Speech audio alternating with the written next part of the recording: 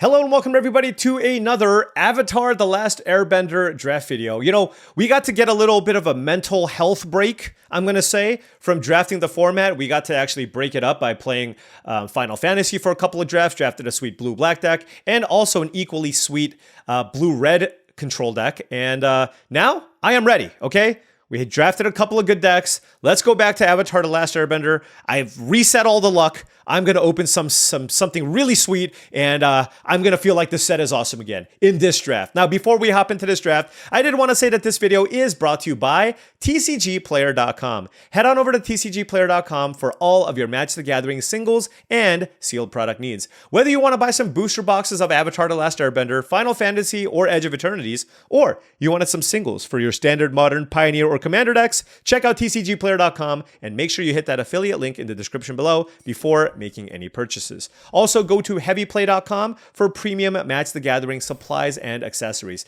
They are your one-stop shop for top-of-the-line deck boxes, playmats, sleeves, dice boxes, and much, much more. They utilize a special magnetic technology that allow all their products to snap conveniently into place. Go to heavyplay.com/paulcheon for 10% off your first order. Look at this. What did I say? What did I say? The luck has been reset, folks. The unagi of Kyoshi Island. I've been unagi'd so much. Okay? I'm trying to think, like, you know how when you lose to a card, you just feel bad? So the unagi, right? Them eating getting your creature eaten by unagi feels bad. And then the Fire Nation drill. Those are my worst enemies. Other than that, we have Sokka, Lateral Strategist. Fire Sages is okay, but I think if the Unagi of Kyoshi Island was not in the pack, I would certainly take the Sokka Lateral Strategist here. But you know what? The Unagi is in the pack. Oh! Woo!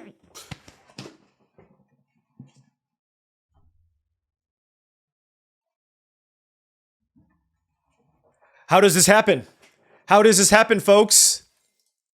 Are you disconnected, sir? Are you feeling okay, Lucky Bird? I mean, clearly they opened, you know, Legend of Kuruk.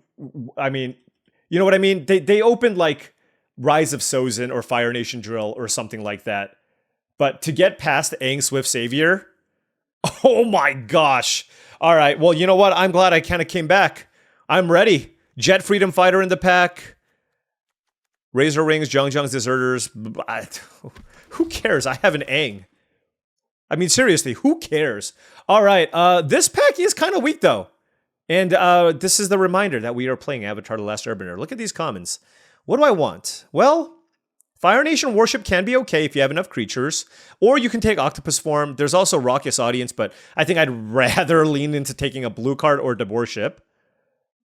Given this start, I think I'm taking Octopus Form. Now, I have found that Octopus Form is pretty easy to get, but given that I have two bombs already to start with and I don't want either of them to die, I think the first copy of Octopus Form is probably extremely important, and I could possibly play a second copy depending on how the draft goes.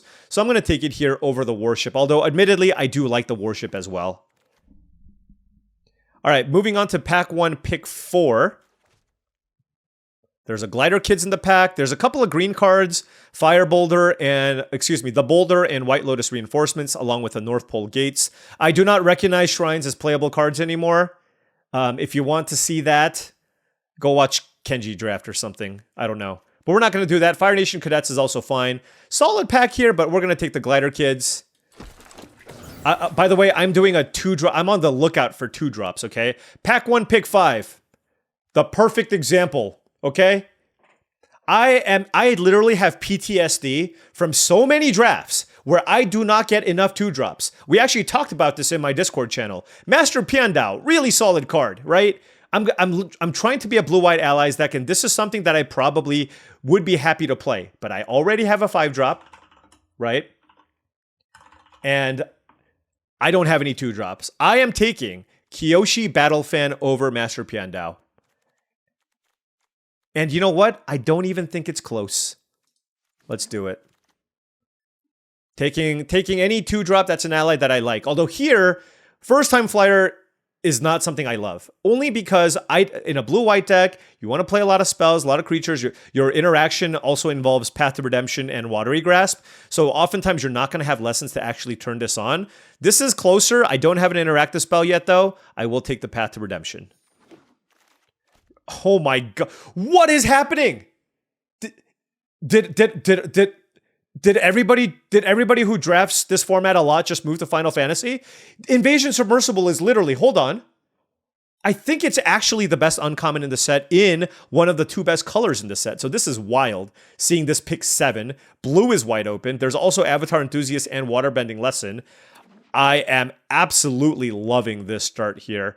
All right, pack 1, pick 8, Water Tribe Captain versus Waterbending Lesson. I'm going to play to the board. I mean, Waterbending Lesson is fine, but you want, like, if you play something like this, you want exactly 1. And, you know, if it was like the second Water Tribe Captain, I would consider it. But I think the first, like, having the first one of these is still nice if you try to go wide. Here we have Waterbending Scroll, Aang's Journey, and Rabaru Troop. I don't really like either of these cards. I know Luis is kind of high on the scroll. I think it's pretty bad. I'm gonna, and I never really like playing the Rabaru Troop. So let's take the Aang's Journey here as a speculative pickup here in case there is a bomb we want to splash, because this format is not short on bombs. It'll Quencha is a card I'm totally happy playing. And you know what? This is rare. This is rare, but check it out. We have 1, 2, 3, 4, 5, 6, 9 playable cards after pack 1. That is a rarity in this format. And by the way, just to put things in perspective, okay? This was literally, this and First Time Flyer was the only 2 drops I saw in my deck to play as a creature. I am so happy I have the Battle Fan. All right. Here we have Jiangjiang's Deserters, which is good, but Earth Kingdom Protectors is absolutely what we want here. This card is great in any ally shell. It's a cheap creature, and very importantly, I mean, it's got Vigilance for Waterbending too, but very importantly, it is another way to protect Aang Swift Savior, and I think we're trying to build towards something like that. So let's go ahead and take that here. Really, really nice start. Ooh, now here's an interesting question. Second Earth Kingdom Protectors, Team Avatar, or Watery Grasp. Really good pack. I'm just going to take the Protectors here. Cheap creatures, baby. Waterbending, protecting my bombs, protecting my allies, onboard tricks, all that good stuff. Now I would, you know, because I'm starting to play a bunch of these like cheap little creatures, I am certainly on the lookout for, obviously I would always take it, but like Water Tribe Rallier, Katara, other waterbending cards would be really, really nice with this start here. All right, Deadly Precision, Tolls of War, good. Toph, very good. Certainly don't want any of the... I mean, we can't play any of these cards. So for us, it's like North Pole Patrol versus Earth Kingdom Soldier. I'm just going to... I mean, I just think Earth Kingdom... I already have a 5. Like, you only have so many room for 5 drops. Earth Kingdom Soldier is a perfectly serviceable one. But if I get like a Lost Days... You know, like, there's just only so many 5s I want to play. And like I said, I mean, this works with the Earth Kingdom Protectors and the Kyoshi Battle Fan. And, you know, we are kind of lacking interaction right now. We have, like, the Invasion Submersible in a Path to Redemption. So, in a pinch, this will get it done here for us. All right. Still can't find any 2-drops here. Now I will take the Master Piandao. It is a great ally to protect. And I do think it's enough better than Wandering Musicians, which is fairly easy to get, where I will take the Piandao here. And, you know, this also makes me happy for not taking the Earth Kingdom Soldier, although I guess we might have to take one here anyways. I do think it's better than the Geyser Leaper, but like 3 5-drops, I mean, I really don't want to play this if possible. I would really rather take other cheap creatures here if possible, but it looks like the person that we're passing to is, in fact, in our colors here. All right, Lightning Strike and Deadly Precision. Again, all the red and black cards being passed because the person passing to us was probably in Rakdos. I'm going to take Master Paku. I don't love it. It's a 2-drop, right? So, you know, if all the black cards, look, I felt like this was our seat. It is what it is. And we will move on from there. I'll take a Cat Owl again. I don't love Waterbending Scroll. If it actually lets you water, I like how this is Waterbending Scroll, but you can't waterbend with it. All right. Ooh, another Shrine. Shrines is open. I'll take a Captain. All right, we're pretty heavy on 3s. There is a Crashing Wave and a Yip Yip. There's also Iroh. I think I prefer Yip Yip as a combat trick, and our spell count is pretty low. So, all the Earth Kingdom soldiers tabling here. Still just need to prioritize cheap things here. 1, 2, 3, 4, 5, 6, 7, 8, 9, 10, 11, 12, 13. So this is 15 cards that I'm happy with. And of course, I can play some number of these. I have 3 lessons, but, you know, like, I guess I have 5 ways to turn on the Paku. I mean, at this point, there's a pretty good chance I play the Paku just because of the lack of 2-drops. And like I said, like, if I see Compassionate Healer, I'm basically taking it over any 3-mana creature that's like a common, right? I might even take it over Katara, I don't know. But like, I'm certainly taking it over Glider Kids in this spot. Or I'm even taking a Kyoshi Battle Fan. We'll see what we see. We'll see what we see. All right, well, no 2-drops in sight, but Sokka is fantastic. So we will take that here. We have a glut here at 3. I mean, like, a lot of our 3s are good. Invasion Submersible. Okay, well, I mean, look, our 3s are great. I'm glad, I guess, I took the Earth Kingdom Soldiers, but this is the part of the mana curve that we need to shore up.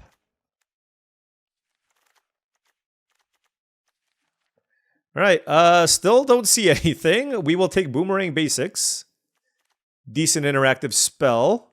And you can use it to bounce your own things, I guess. I don't know what things I would like to bounce, but I don't know. It's just a good card. And certainly better than Appa Loyal Sky Bison. I will say, this card is overrated. Like, I think it's fine. But people look at this card's applications in Constructed and the fact that it's 1 mana and think it's awesome. Oftentimes, like, you don't have a lot of great things to bounce on your side. So then you're just kind of looking at your opponent's side of the battlefield. And then at that point, it's like a sorcery speed on summon, which is okay, but nothing too special. All right. So blue was certainly open. White, maybe not so much. Perhaps blue-red is where we needed to be here with a 4th pick Iroh's Demonstration. Like, blue-red lessons could have been a thing, but I mean, I'm of course going to take the Katara here, and it's far too late to move off of white. So we will just take whatever early things we see.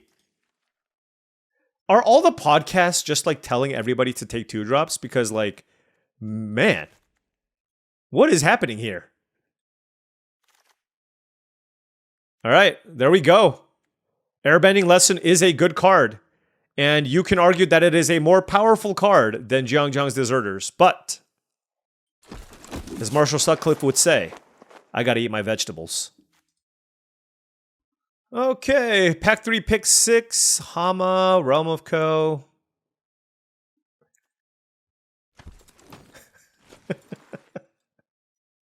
Hello and welcome to 3-drops. Another Invasion Submersible? Are you kidding me? Okay. Maybe we should have been mono blue with the waterbending scrolls. I don't know. I mean, we have an Aang, okay? It's not like just Aang alone, like, I would have played regardless. But this is absolutely insane. We have 2, 3, 4, 7, 8, 9. We have 11 3-drops. All right, I actually do want to play this waterbending lesson, so I should probably cut a 3-drop. It's like North Pole Patrol, or how many allies do I have? Water Tribe. I can probably cut Water Tribe Captain. I'm not going particularly wide. I like the evasion on the Glider Kids. I like the potential of the Avatar Enthusiast to get really big. And I like because we're kind of lacking interaction here. Like, we have a lot of tempo stuff. North Pole Patrol, I think, plays a pretty solid role. I'm going to take the rare here because I'm not taking that waterbender. We're gem drafters. A lot of Crescent Island temples, so I'm letting the Shrines player have their fun because they're still going to go 2 and 3 anyways. So I'm just going to give them all the Shrines.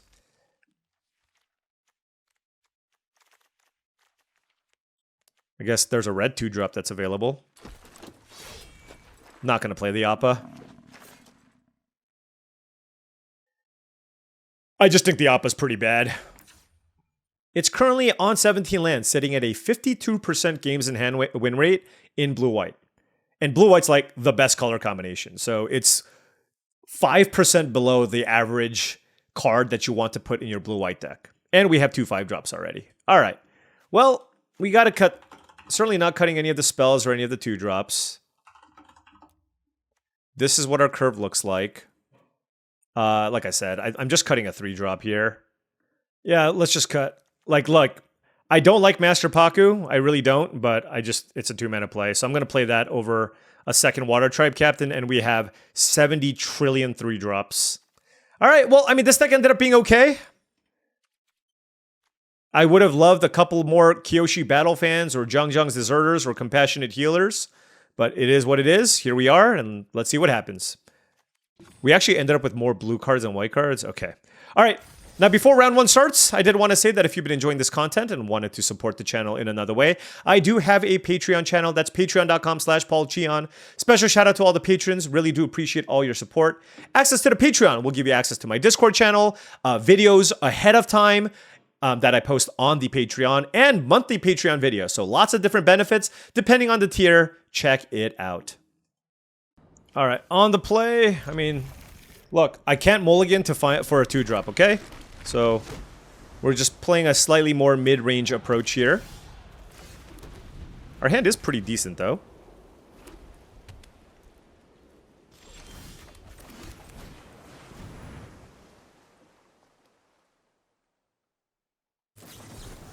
It'll quench us, sure. Oh, I don't know what it is. Always annoying to get quenched, right? It's like not like you can play around it or anything, but you just don't like the feeling of it. I don't think I care about bouncing that one. I'm just debating whether or not I want to play like Sokka or Water Tribe Captain. I'm trying to plan my next few turns. I think it involves playing Sokka, then playing Invasion Submersible so that I can have the Sokka online on the following turn. So let's go ahead and do that.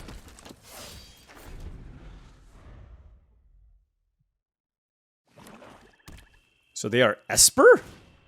South Pole Voyager, okay. They probably don't have a 1-mana ally. They probably have a 1-mana ally, because why wouldn't they? Wait, okay. Alright, if I draw a land, I guess I'm playing the Unagi.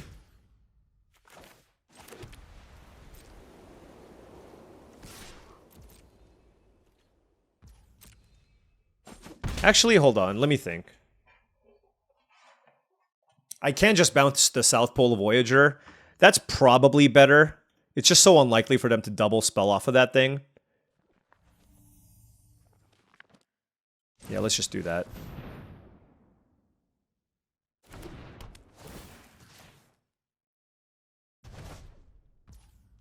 And this allows me to activate the Submersible and get my card draw engine going. Also, if I just pass with 5 mana up with 4 cards in hand, like, it's kind of easy to play around that, right? So, like, they're going to have South Pole Voyager plus another 2-mana play, which would be very annoying. But you saw how difficult it was to get 2-drops going. You know what I mean?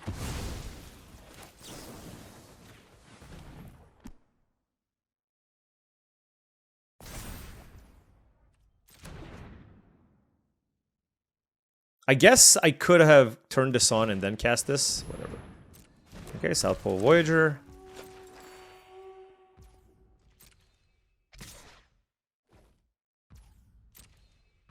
Alright, we get to draw some cards here, which is great. I mean, triple Invasion Submersible is kind of busted, right? So, oh, I shouldn't have played the land. Well, I don't have any tap lands, it's fine, I guess.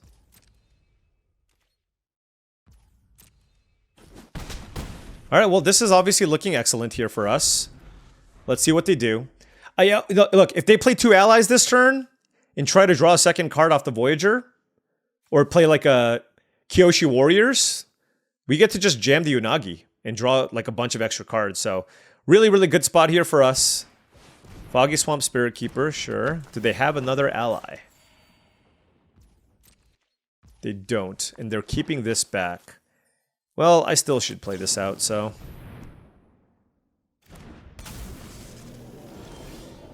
We did draw a Kyoshi Battle Fan. Now, I'm wondering if that changes anything.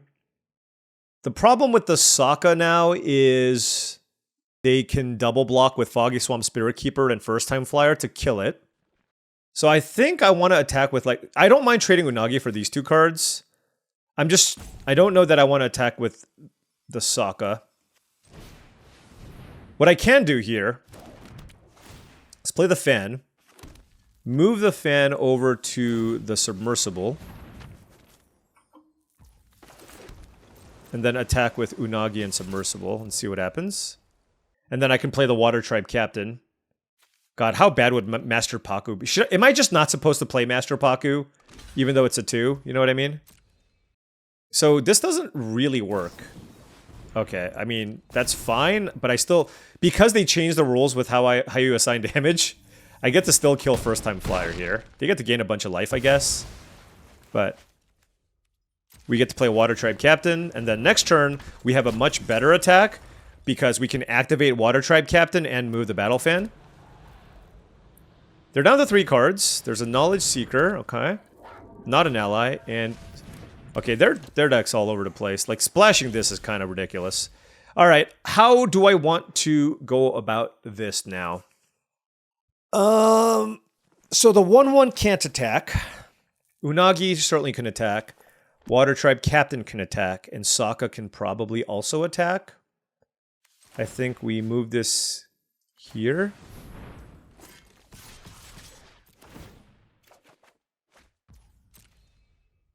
This way, like, Foggy Swamp Spirit Keeper can't just go onto the Sokka. We get to continue, like, trying to apply as much pressure as possible. Okay. So, I think the play here is to not pump. Like, if I pump, what happens? I just kill this. But if, alternatively, I can just kill these two. Although, I guess killing this is pretty nice. I gotta think here. No, I'd rather just play more things.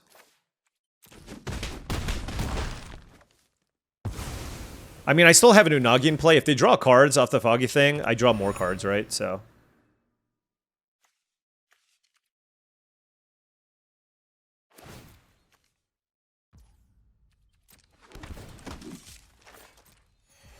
Okay, so now let's play...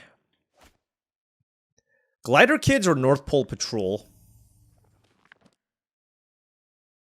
Let's go Glider Kids.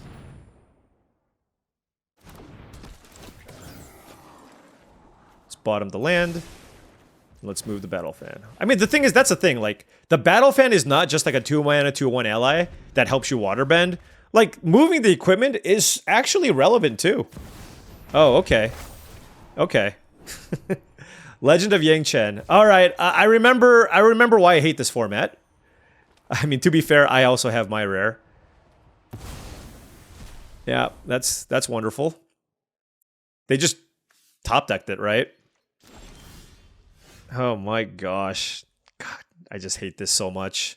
I hate this so much.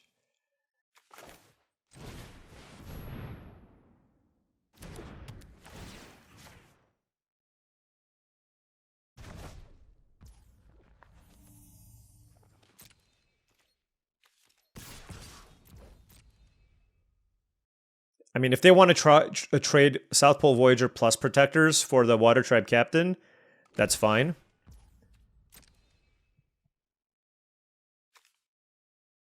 But we need to, like, try to close out this game now as soon as possible. We'll see if we can pull it off. Legend of Yang Chen is a good one.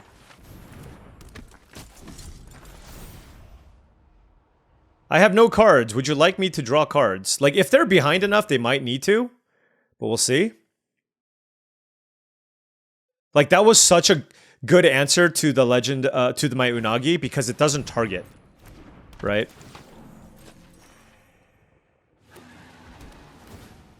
Okay, so they get a 1/1, but it's not an ally, and I don't care too much about it. Because I'm the aggressor here.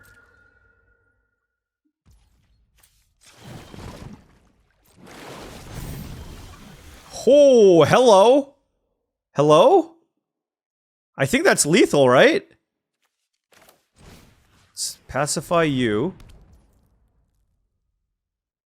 And that's just lethal.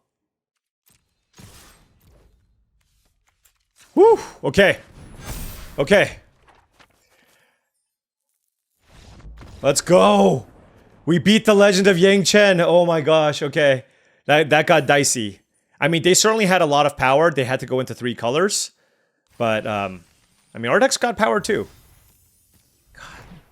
I still don't know about this stupid Master Puck. I mean, any 2-drop's better than... Like, Water Tribe Captain was actually good, which is why I'm considering it.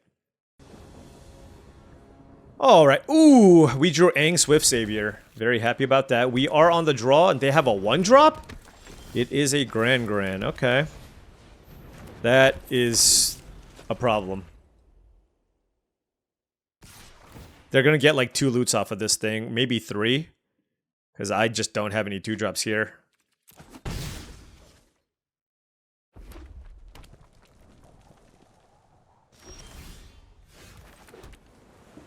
So they have something to play here. I don't know what it is. Like a removal spell or something? Okay, well, I didn't have anything to play, so take that.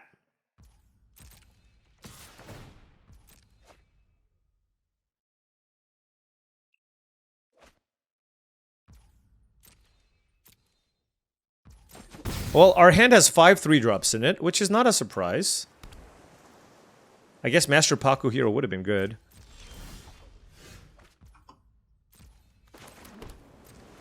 I mean, it feels like they have something. I don't know what it is.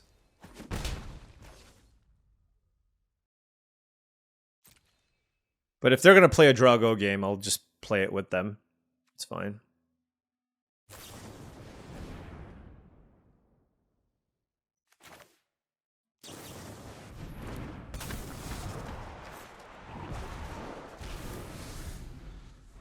Might as well. Like, I was going to play this anyways. Look, this is why this card's so good, though, right? Like, it just has such a good impact early, and then the late game you also win. So, like, I got to save my creature, and I have a 2/3 flyer that can block the Grand. And my hand still has plenty of other things I can play.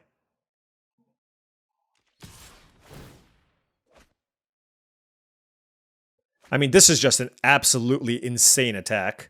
They must have a way to kill this. Or a combat trick, like a Cunning Maneuver. So I'm putting them on Cunning Maneuver. Oh, I guess it was a bluff. They could easily not have anything there, I guess. Fair enough. Alright, +3/+1.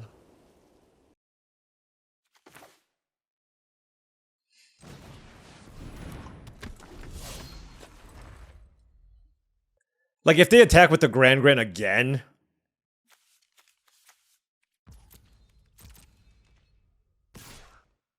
Alright.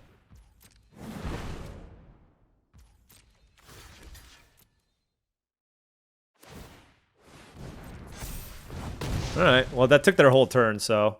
Okay with that. Double Invasion Submersible. Alright, we got something going here.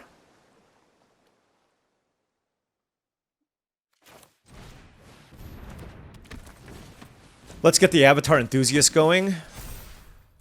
Attack with Sokka. And then now we have protection for the Sokka too.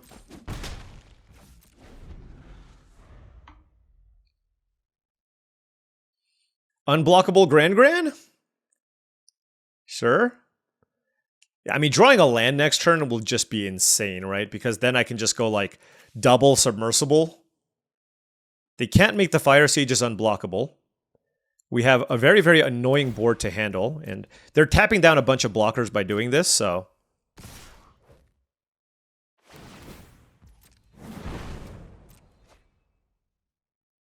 The question here is, should I block the Fire Sages? Like, what can they have? They can pump the Fire Sages, and then I'm probably okay with that exchange. Nah, I'm just gonna take it.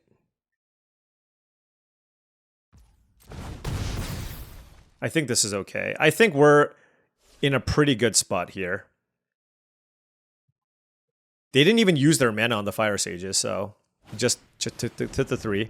Zuko, Exile Prince. Okay, that's something we want to... Okay, a land off the top would be incredible. Okay, and we have a couple of outs at it. Okay, we just naturally drew it, which is great. All right, let's do it. Zuko, get out of here.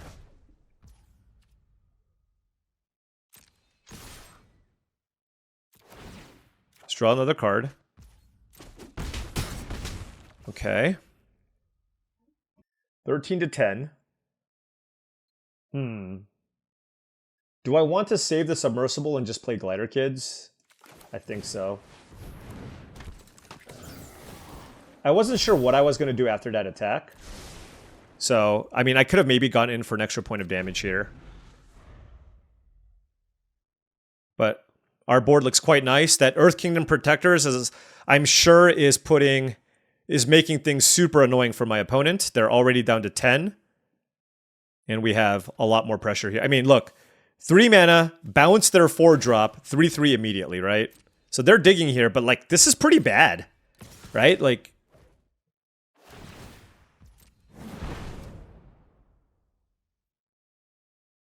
They might discard Zuko.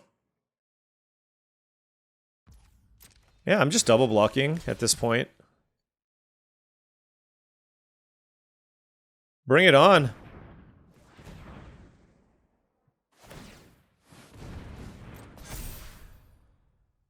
Sure.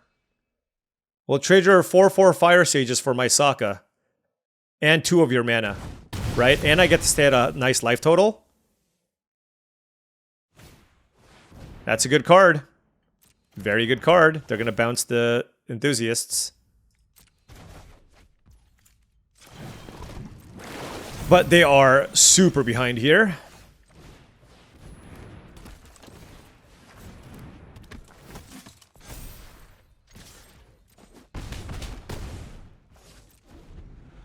They're at 4, I'm at 12.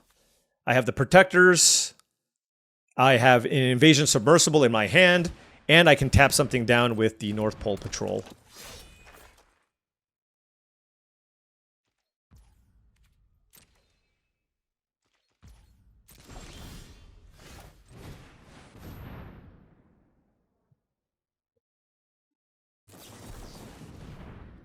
Yeah, okay. Alright. I mean, they had a solid base of blue and red cards, but, you know, our uncommons, like, our 3-drops are legitimately very strong, right? Like, Sokka, Aang, triple Invasion Submersible, so that can certainly do a lot of work here.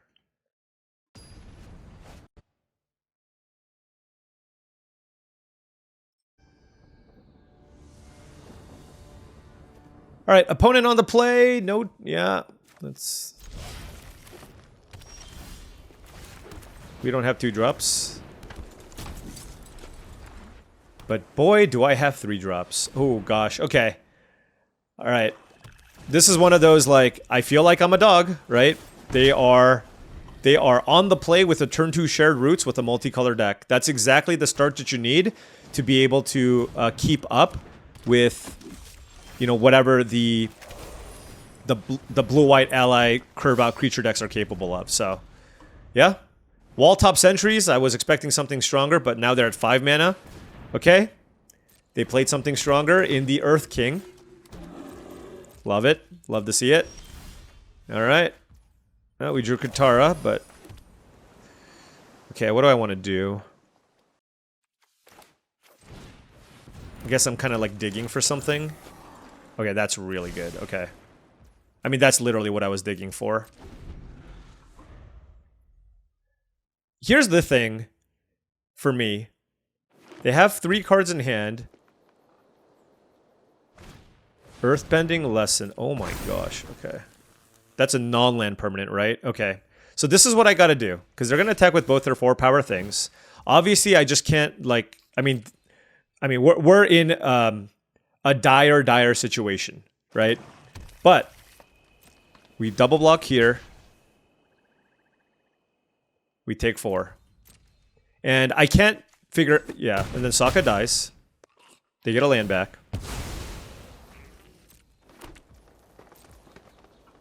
And then we bounce the token. We at least get to slow some of this down, right? Now I can't attack because of the wall top sentries. But hey, we get to play the Submersible, turn it on. And they're digging now. But here's the thing though. I still feel pretty bad about this board. Only because, like, they've cycled so many lands away from their deck, so they have almost all action left, right? 4, 5, 6, 7, 8, 9, 10 lands are already gone.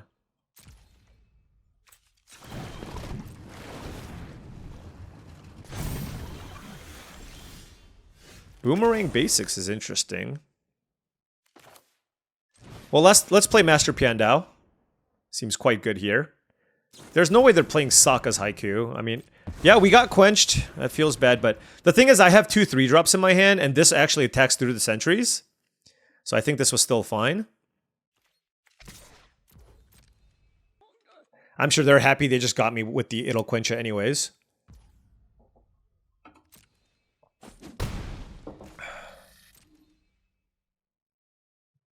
Must be a sold out. Oh, Lost Days. Okay. It's kind of annoying. I don't want it. Yeah, so that went about as poorly as I could have hoped, right? They literally countered my 5-drop and bounced my big thing and now can attack me for 4 as well. And then they drew an extra card. So, like, it could not... like, no joke. It could not... That turn could not have gone worse.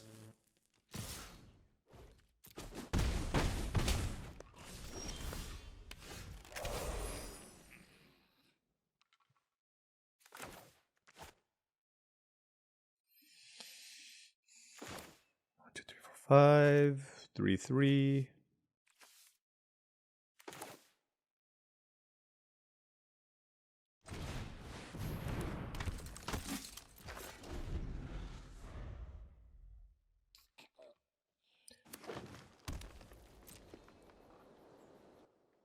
Let's see how they attack.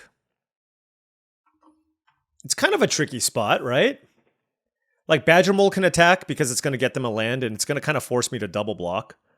That can also attack. I mean, I'm just going to keep my board. Like, I want to keep my life total high, so let's just block there. They gain 2 life, which I don't care about. Okay, land would be good. That's an octopus form. Do I want to get this going? Or do I want to get this going?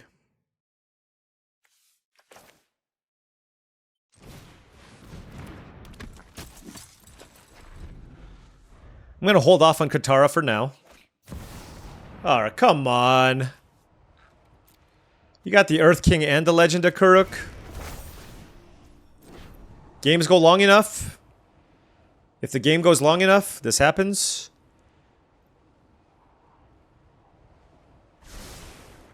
Top. Sure.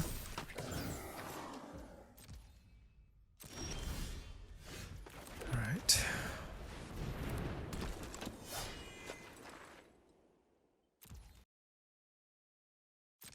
I don't think I'm in a position to tap a bunch of stuff down to draw a card and make this bigger. So they have 2 cards that they like. They can deal 2 damage in the air.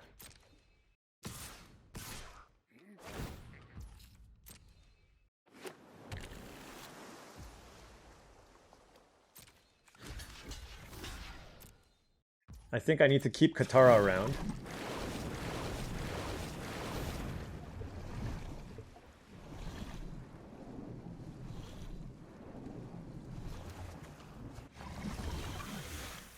North Pole Patrol probably dies. Yep.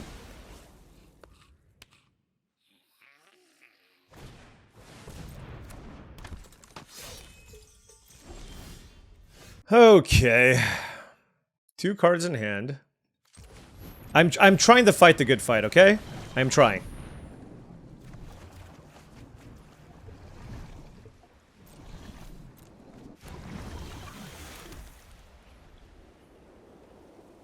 Two cards in hand.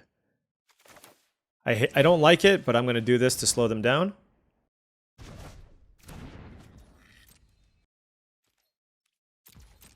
But the damage has been done. Like, they've drawn so... Like, they're just ahead on so many different angles here, just resource-wise. Like, I knew that I was going to have some trouble when they started things off with the shared roots, and yeah, it's, you know... Blue-Green Lessons deck with... I mean, this card is just disgusting. And I really don't have that many ways to deal with it, so... If they just play a bunch of creatures here, I think I'm just dead, right? Like, they just make a bunch of unblockable spirits. Is this a spirit? No. It is, in fact, a ginormous real-life serpent.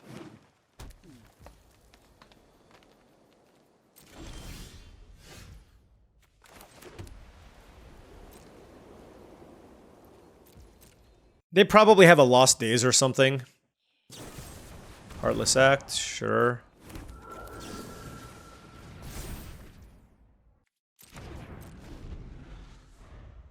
I mean, I do not see how I'm going to win this game. I literally do not have an answer. 3, 4, 5, 6, 7, 8, 9, 13, 18. Okay. I mean, unless there's some weird world where they like somehow make like an attack that's like not lethal and then I somehow survive. Like if they attack me with everything, I'm just dead, right? Like 2, 3, 4. I go to 2 and then 4 things get through. I'm at 6. So again, if they attack me with everything, because they've cast their spells, yeah. And then now I just hope they have nothing, and I actually have a chance.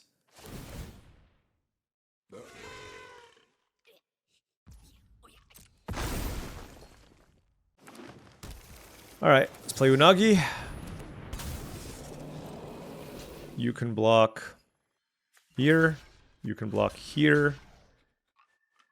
You can block here, you can block here. Let's draw a card. And then you will save this.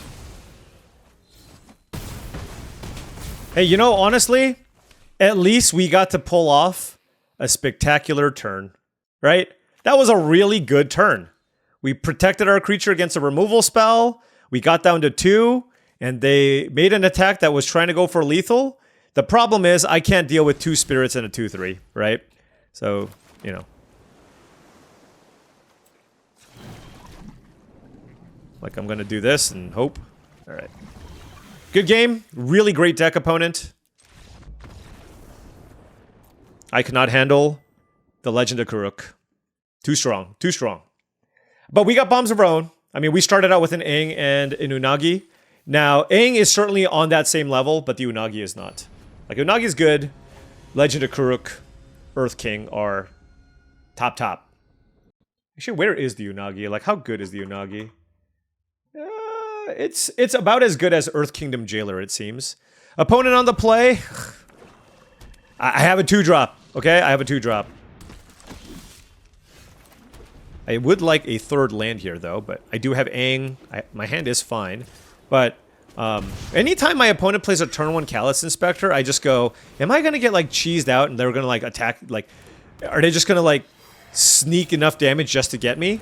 Maybe. Look at this. 1-drop, 2-drop, kill my Paku, and then I miss my 3rd land drop. That's exactly what they need. They can get there. Come on, Paku. Oh, it's a deadly whatever. Okay, that's not as bad. That's not as bad. I would love a land, though. Alright, well, you know.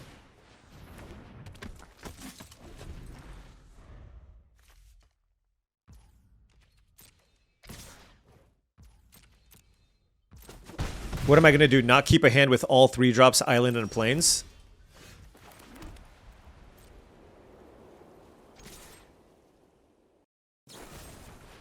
Airbender's Reversal. They have 3 cards.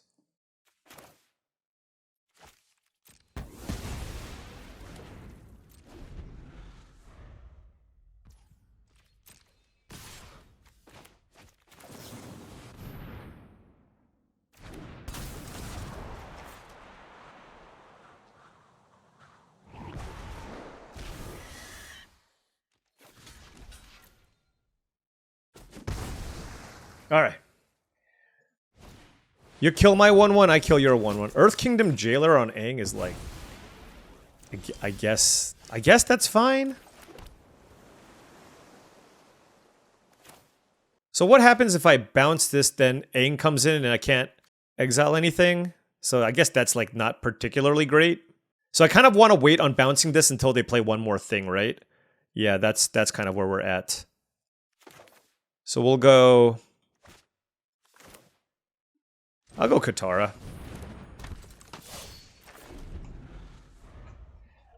I don't really care too much about the Scry. I think I'll like... There's also a decent chance they're going to try to kill the Katara, but if they don't, I can just attack and start growing this, which is pretty good.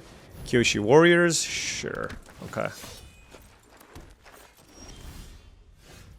So now we have quite an interesting turn here.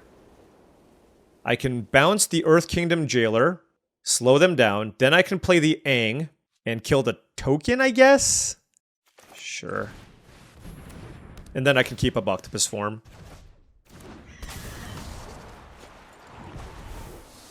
And then...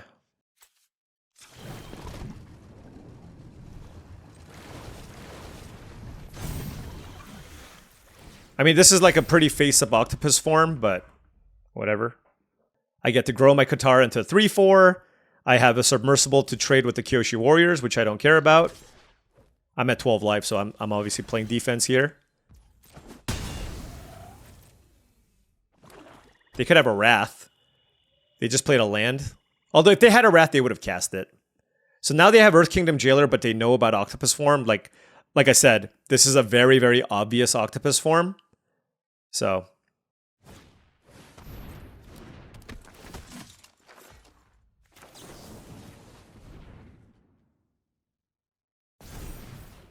Alright, so now we're in pretty good spot. We have an Invasion Submersible, which I'm not going to use.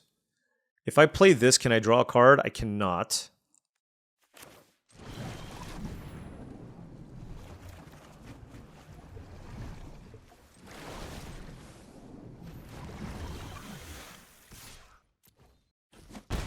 I mean, this is just a nice way to continue growing the Katara, I think. Oh, sure. Yeah. Yeah, that's fair. I mean, we're just going to keep playing this game of just like, we're just bouncing Katara, exiling Katara, whatever. Yeah, that's fine. I would like a land here. That is good. So now we do this to get some tempo back. Oh my gosh, this is ridiculous. All right. I'm at 12, they're at 18.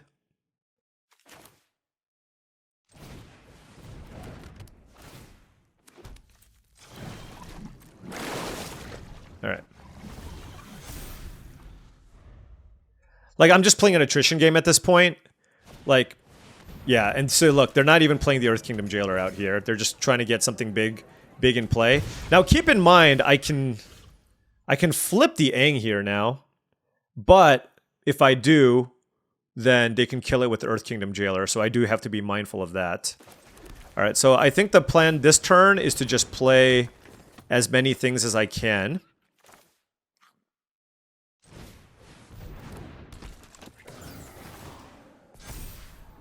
I will keep the Unagi of Kyoshi Island. So we have plenty of blockers for beetle-headed merchants. 3, 4, 5, 6, 7, 8. I'm actually going to pass and see what they do with Earth Kingdom Jailer. Actually, no. I'm not going to flip the Aang. I don't think it's worth it. So 1, 2, 3, 4, 5, 6. Yeah, I'm just going to attack. The way I look at this is they have to kill the Aang. And I think what's going to happen here if they play the Earth Kingdom Jailer is they're going to target the Katara. And then 1, 2, 3, 4, 5, 6. They have one card left. So I can either draw a card. Let's see. 1, 2, 3, 4. No, I can't draw a card. All right, so I think I should just turn on the Submersible.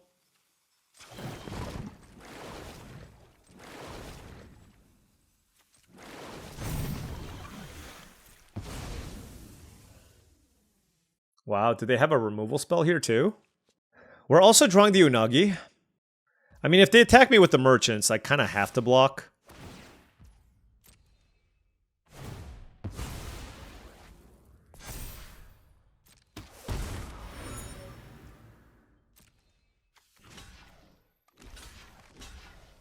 Not an ideal spot, but like I just want to keep their board pretty clear.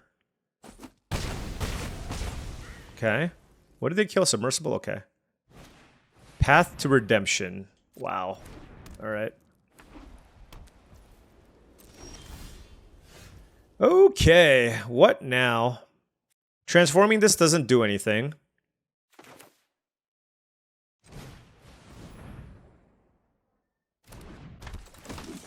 Alright. I'm gonna get aggressive here and maybe they attack me with Earth Kingdom Jailer.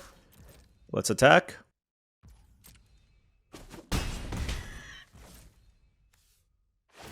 That's not their second card, so I had no reason to play out the Unagi. It is crazy that we've drawn so many cards and like we needed every single rare to kind of get us to where we need to go.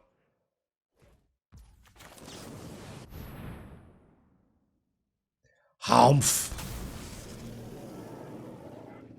No. Really? I mean, I guess that's par for the course. Alright, let's go Sokka.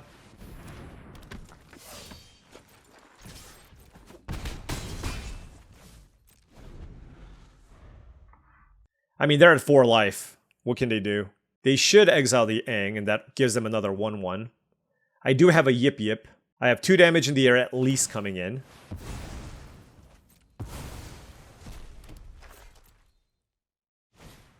Hey, bye. Okay. Alright, so they're dead.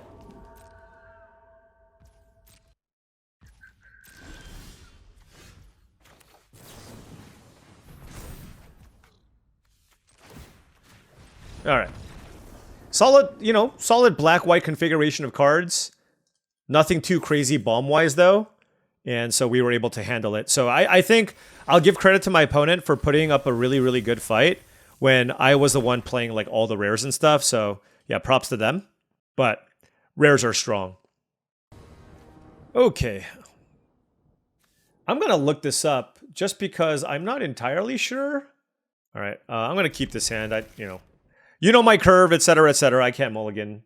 I can't greedy mulligan to try to find my amazing Master Paku. I'm just trying to take a look at...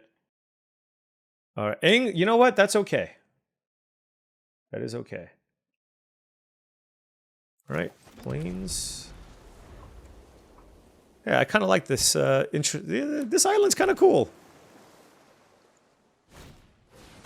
Fire Nation Engineer, okay. Let's see. Put a plus another target creature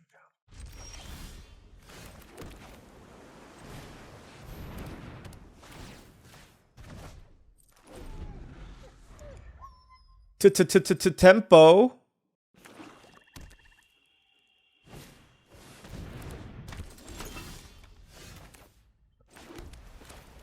Okay, so now we can go Sokka. Alright. The question is, do I block? Okay, well. I hope they don't play another creature.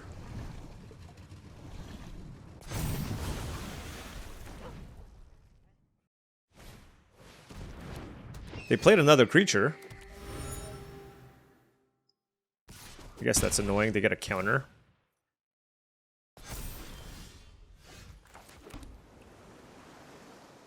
Oh, does that mean I can't attack? God, this is... Like, I certainly want to play the Invasion Submersibles somewhere.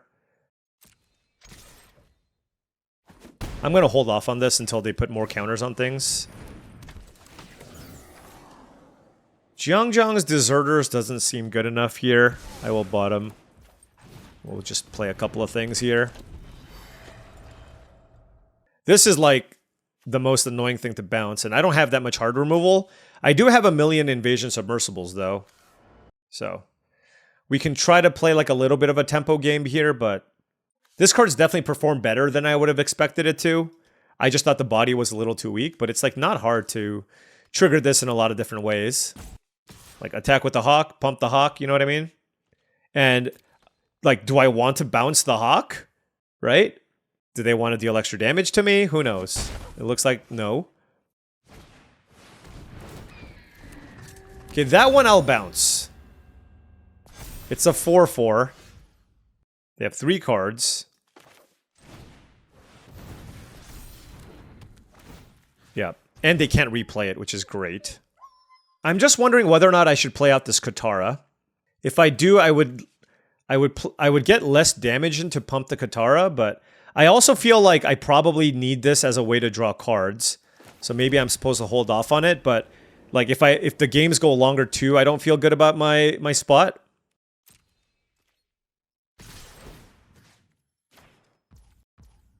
Yeah, blocking with a Master Paku is a little too risky here, I think. Yeah, so I'm going to hold off on the Katara and wait till I can actually draw one card off of the deal. And I'm just going to activate the Submersible, and the Fire Nation Engineer can't attack into my Submersible, which is also pretty good. And I'm hoping that they, like, fire off a removal spell randomly on, like, Glider Kids or the Submersible here as well.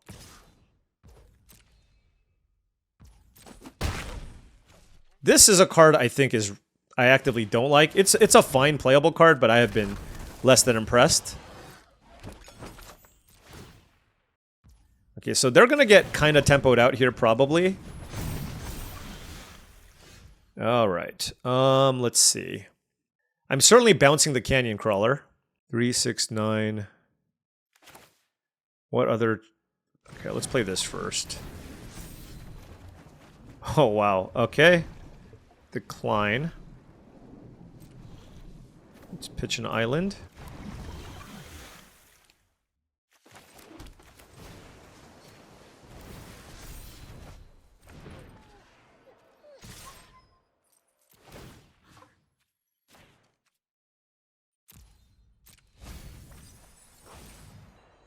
I mean, this is a lot of aggression coming in from our side.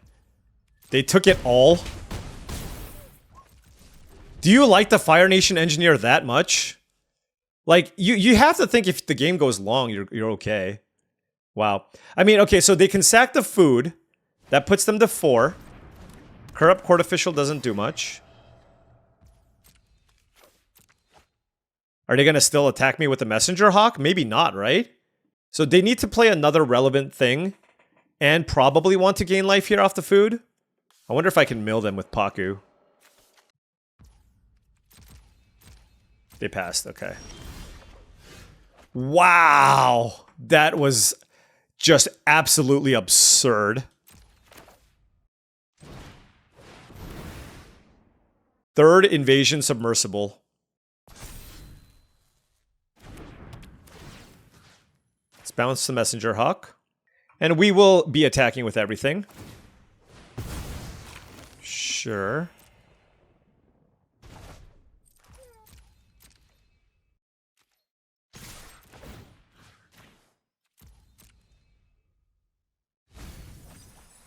Oh, we got hit a little Unagi. All right, we got it done. That was getting a little bit scary. Like, they were getting a lot of counters on that Messenger Hawk. But we were able to... Like, we got lucky. Like, we just drew the right interactive spells at the right time to basically force enough damage through before they could get going. Because, like, as the game goes, like, that's going to get worse and worse for us, right? Because they got the Canyon Crawler... They have a huge Messenger Hawk. They have a bunch of clues, but they were just on the back foot, and we were able to get them down. So nice little tempo plan there with the Submersible. And let's keep it going. Hey, we drew the Paku, another 2-drop. Woo! 2-drops are us. It's not like it's a good 2-drop. In fact, it's a bad 2-drop, but you play what you get.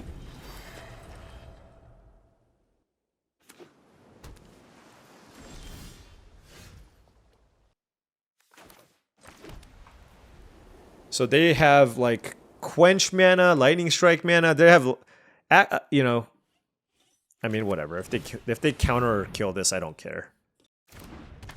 Like, I know they can have Firebending Lesson, but it just has the most upside, right? So, if it's just Lightning Strike, that's fine. Okay.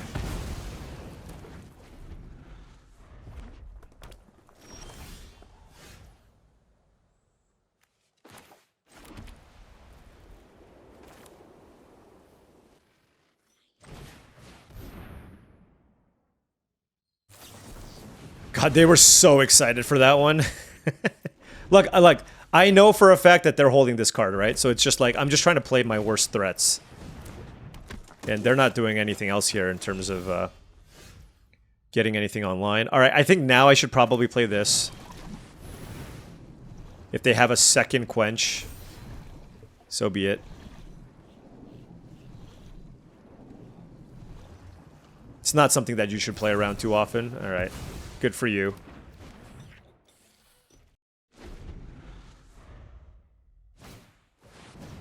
Okay, see, that's not cool.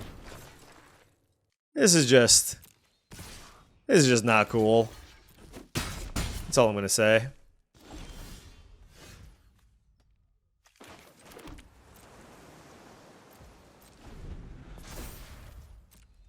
Alright, well, you know what? I like how this mountain is mismatched. Oh no, it just showcases it when they fetch it out that way. But yeah.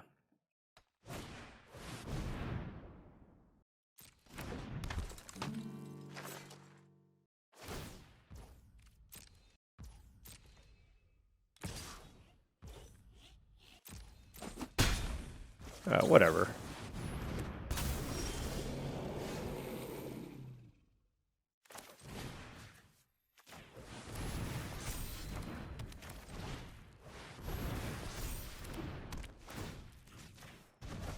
They can make a 3/3, they can hit me for 2 unblockable. I can activate this immediately. Like, here's the thing. I can, like, attack, but they can hit me back for a significant amount of damage, right? They can hit me for 8. So the question is, how aggressive do I want to be here? If at all. Like, I think I just want to turn this on. So, you know what? It's like a lot of damage that I missed out on. But I think that's okay. Is this a May?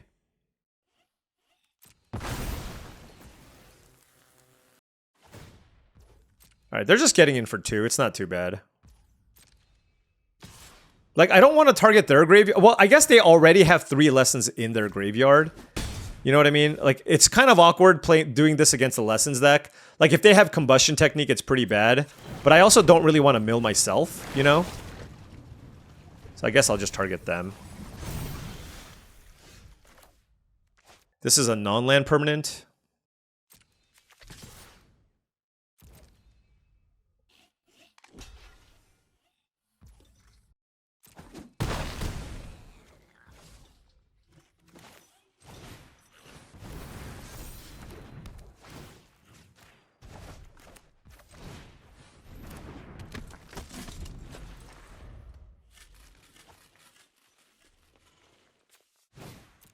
Right.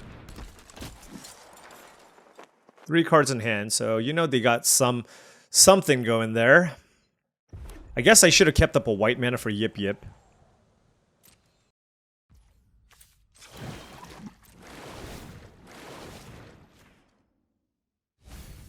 Okay.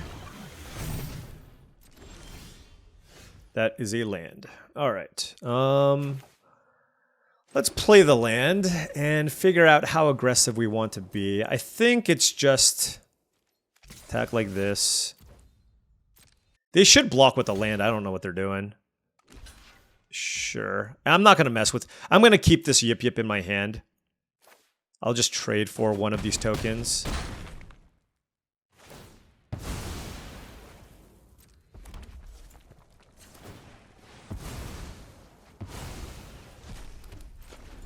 So now they're down to Deserter's Disciple, and I have this board. Feeling pretty decent here.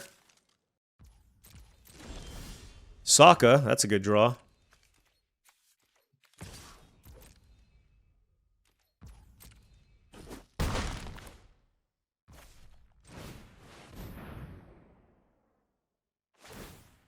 Boom, got me. I'm at 13.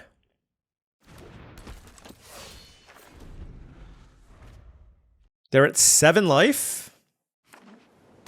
They're on 9 lands. They can drain me 3 times. We drew Katara. Holy cow. Oh, let's see. They have 1 card available. So if I attack with everything, something has to go here. So I think I will attack with everything. Do I play this?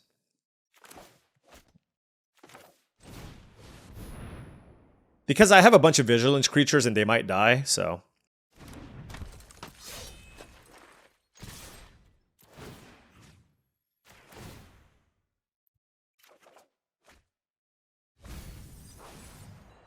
Wait, this mountain is different? I don't know how this works.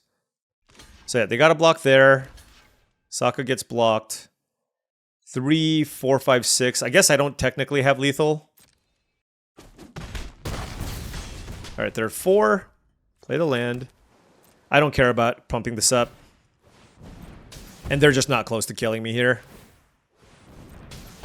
I mean, Vindictive Warden is doing some work here. I mean, it dealt 4 damage to me. It can deal 3 more. But this is too much. Like, I have protection here with the protectors. I have a Yip Yip. I can draw a card off Katara. All kinds of goodies. Land number 10. That is pretty unlucky. That is pretty unlucky. That's a lot of lands. I will fully admit that that is very unlucky.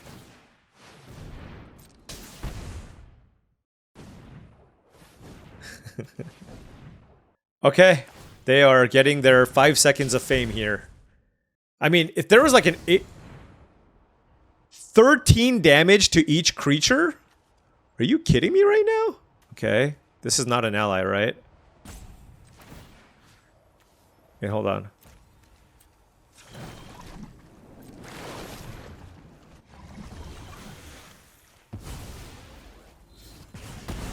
Alright, fair enough.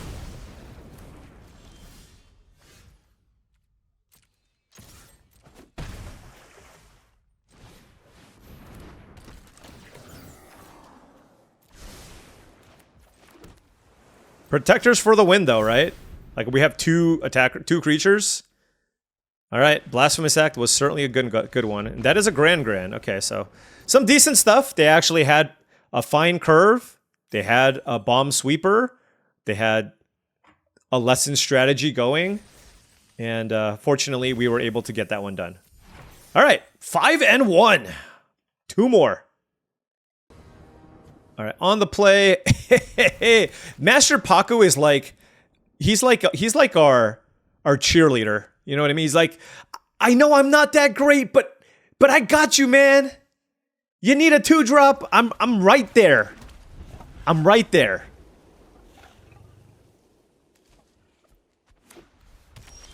Yeah, 2-drop. Hey, Matt, any 2-drop plus Sokka, happy to have, right? Just don't play a raucous audience. Okay. I'll mill you. Now, if they had a Razor Rings, I guess that would be annoying, because then my Sokka wouldn't get turned on, but... And I will play the Sokka over the Avatar Enthusiasts. Here, it's very likely that they play a creature, and then we get to just, like... Actually, we don't even need to... We don't even need to bounce it, really. I guess I will. It's just too good not to, right?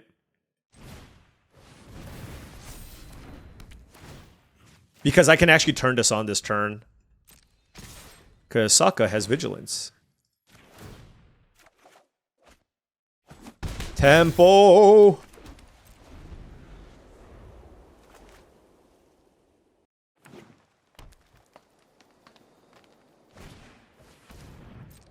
Okay. Seismic Sense is totally fine. Compassionate Healer. God, I would have loved Compassionate Healer. Aang, Swift Savior. What is happening here? I would really like... So I feel like I should save this Invasion Submersible, but maybe not. Like, I did draw Aang. But I don't have an extra land here, so this is kind of weird. I could play Zhang's Deserters on the Submersible just to get in for more damage, but I feel like I'm leaving a lot of mana on the table. Alright, I'm gonna do this.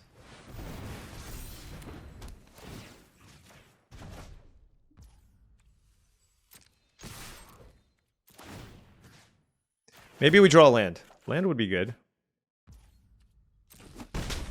This is still fine. We get another 3-3 in play. I mean, look at their board. They literally have no board, and I have an Aang, and I'm going to have 2 3-3s, a 2-4, and a Paku in play. Yep. And then I guess they have to play Compassionate Healer? Oh, Rocky Rebuke? Okay, it's a Rocky Rebuke or a Razor Rings, one or the other. Okay, so it's a Rocky Rebuke.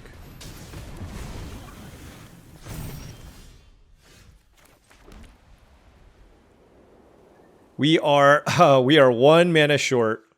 1 mana short, but whatever. This is, I mean, look, this draw is just not fair. I apologize, opponent. I drew multiple Invasion Submersibles with the Sokka, and then finished it off with an Aang. It just, that was a ridiculous draw. Blame the people passing me a 6-pick Invasion Submersible, all right? Hey, Master Paku did some work there. All right, don't doubt the Paku. He can waterbend with the best of them. Taught Katara everything she knows. All right. Yeah, I'm going to keep this. I got 2 lands on the draw. I have a 1-drop and a 2-drop, which is a rarity. So if we can rattle off some lands here, this would be a mighty, mighty fine hand. And no, I am not going to wait to play these for the enthusiasts. But always, you know, keeping a 2-lander, always a dicey one. This has a great curve. Now, on the draw, obviously, you are more inclined to keep a 2-lander because you're less likely to miss land drop number 3 because you see an extra card. All right, Barrel of Blasting Jelly. Oh, and we drew the land right away. So, was there ever a doubt? Yes, there was. But, you know, here we are. Our deck is pretty decent against a Barrel of Blasting Jelly deck in general, just because, you know, we put like a reasonable amount of pressure, and this is kind of a slowish card. But when there's a barrel in your deck, it's usually because you really need the mana fixing, and it's like, it helps you a lot. All right, so that is a Knowledge Seeker.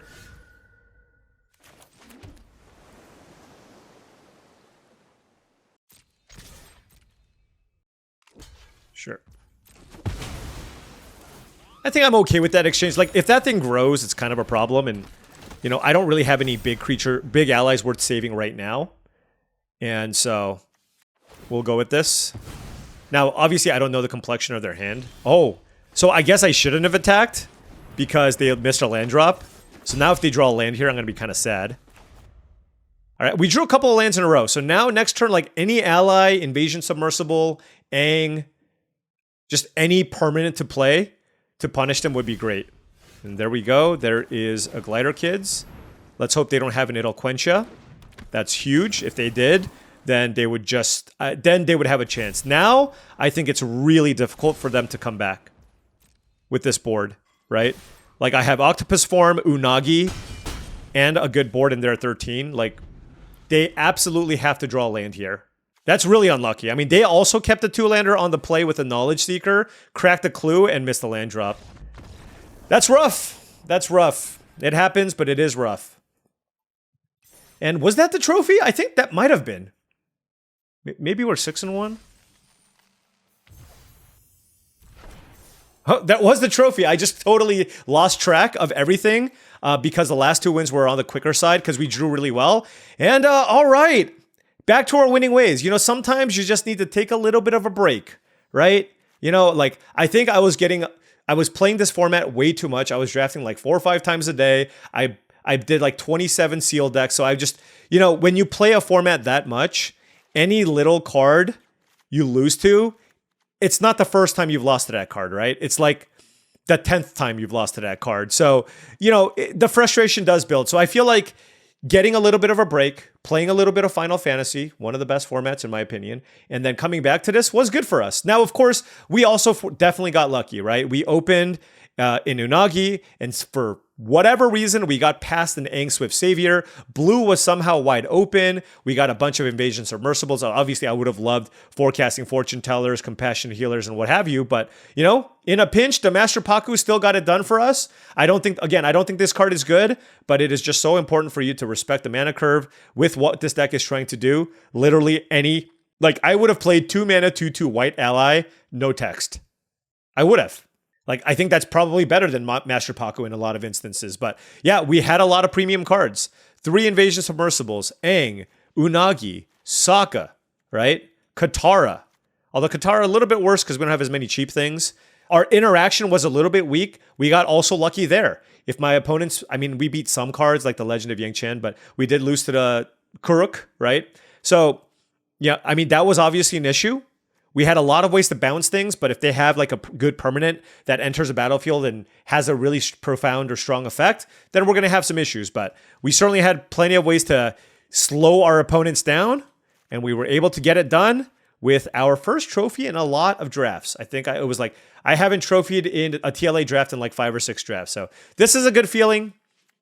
But at the same time, all my thoughts that I had previously still remain true with kind of part of the issues with why this isn't necessarily my favorite format, but of course, when everything comes together, it's always fun to get a W when you're doing a draft. All right. So we'll see. I'm still going to be kind of juggling what formats, zig and zag, figure out what I want to play on any given day. But today it was TLA limited, and we got a nice, very much needed win here in this format. Anyways, thank you so much for watching, as I really do appreciate it. Make sure you hit that like and subscribe button for more daily videos just like this. If you've enjoyed this content and wanted to support the channel in a different way, my Patreon is the best way to do so. Tons of benefits, early access to my videos, monthly Patreon videos, and of course, access to my Discord channel. Check it out. That's patreon.com/paulcheon. Also, go to TCGplayer.com for all your Match the Gathering singles and sealed product needs. If you want